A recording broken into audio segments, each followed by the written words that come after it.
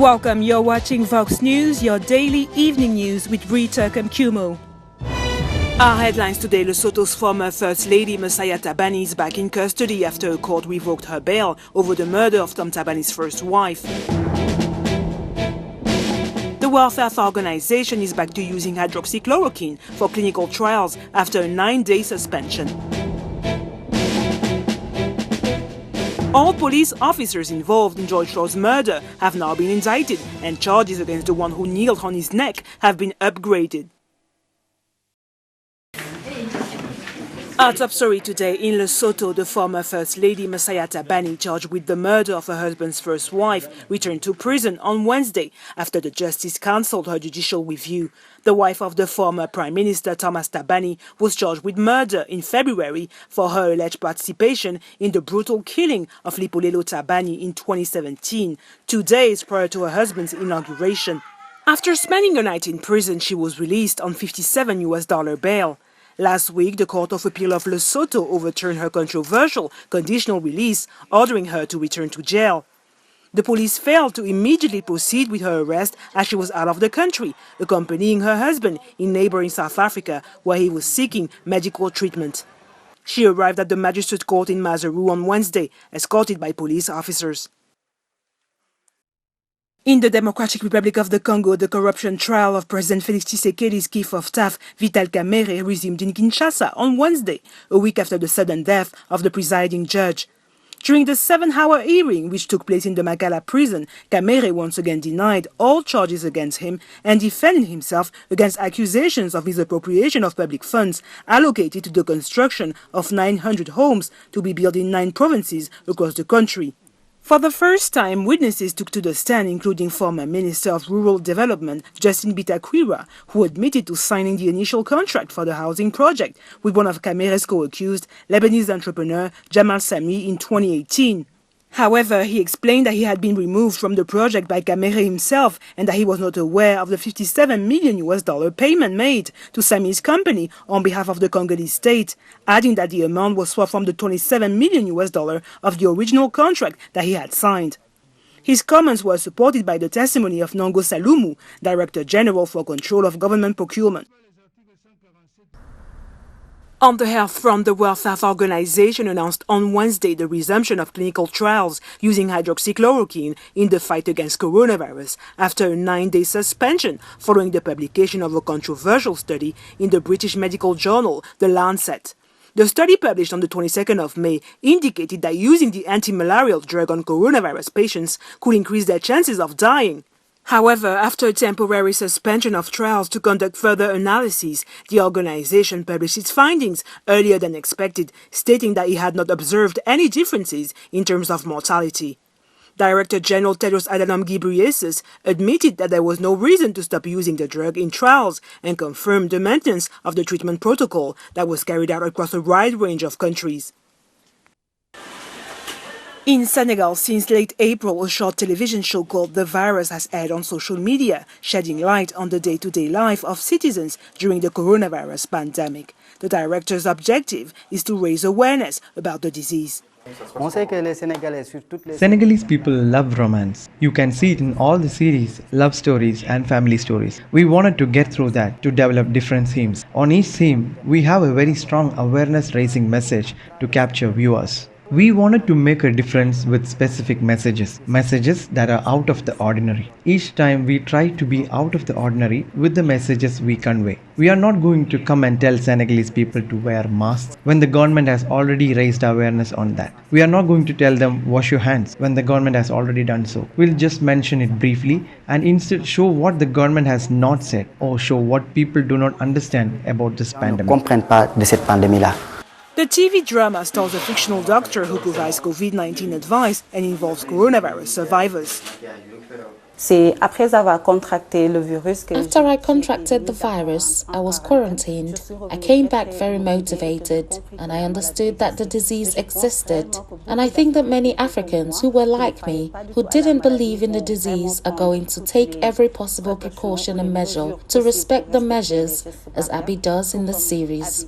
When I see an actor who doesn't wear his mask properly, I take this mistake, and at the end of the series, I address the viewers to say that such and such an actor didn't wear his mask properly. This is how you have to wear your mask and make people more aware that the advice I give them is respected. Que les conseils que je lui ai donnés soient respectés. Viewers can watch the 30-episode series, which is being broadcasted on ITV, one of the country's most popular television channels.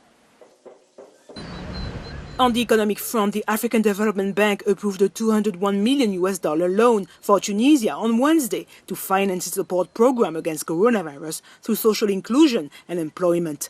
The funds will help mitigate the socio-economic impacts of the pandemic on the country's most vulnerable populations and help revive its economy.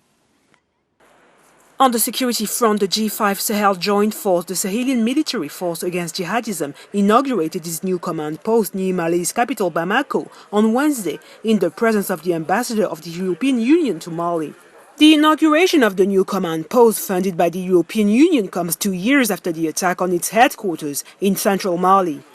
The joint force, created in 2017 under the leadership of France, is striving to face jihadist attacks in the sub-region and has so far achieved approximate results.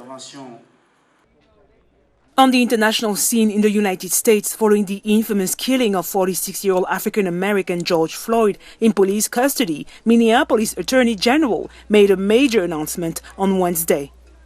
First, today, I filed an amended complaint that charges former Minneapolis police officer Derek Chauvin with murder in the second degree for the death of George Floyd. I believe the evidence available to us now supports the stronger charge of second-degree murder. We've consulted with each other, and we agree. Prosecutors in Minnesota had initially charged Derek Chauvin, the former police officer who knelt on Floyd's neck, with third-degree murder, which is a category of a crime deemed unintentional. A charge of second-degree murder still not suggests premeditation, but carries tougher sanctions.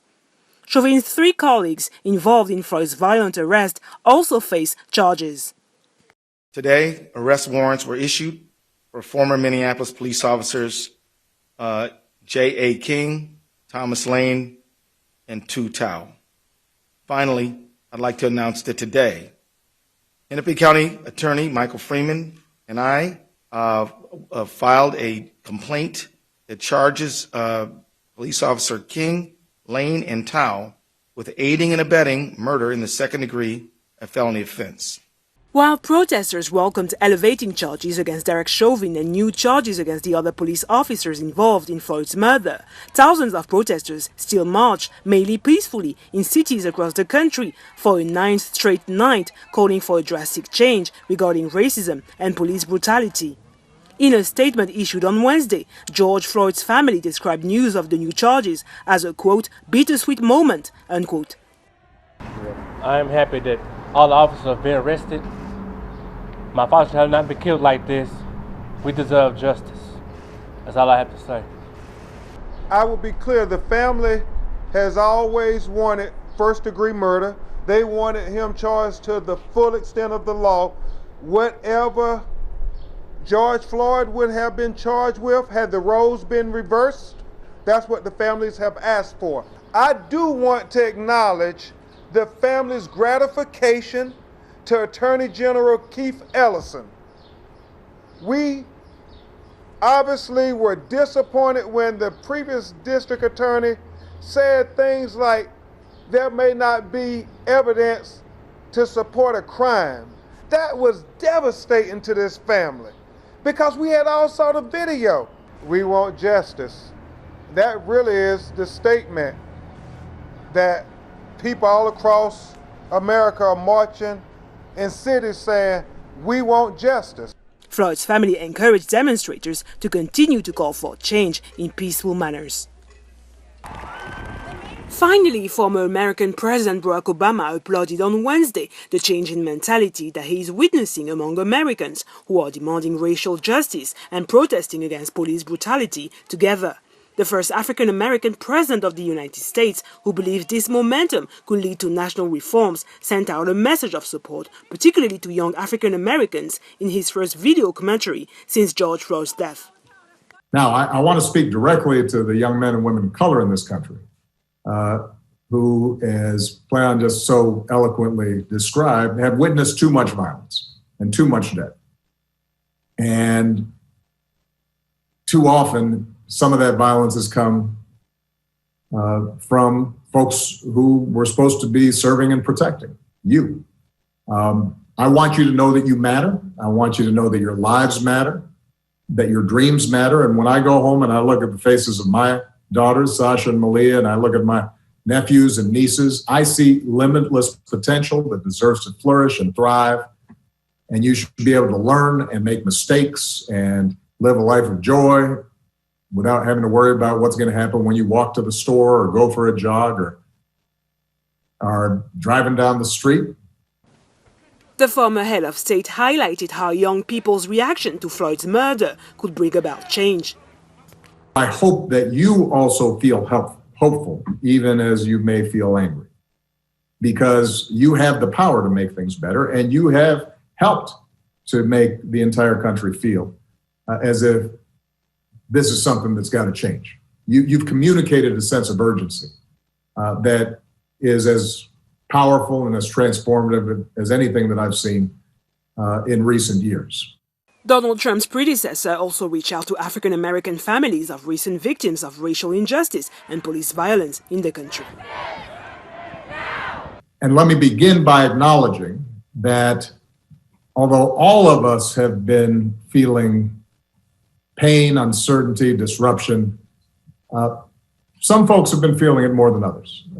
Most of all, the pain that's been experienced by the families of George and Brianna and Ahmaud and Tony and Sean and too many others to mention. And to those families who've been directly affected by tragedy, please know that Michelle and I and the nation grieve with you, hold you in our prayers. We're committed to the fight of creating a more just nation in memory of your sons and daughters. The former president also addressed all state and local elected officials in the United States, urging them to review their policies on the use of force towards their fellow citizens and to commit to accountability for future reforms. That's it for today. Thank you for watching Vox News.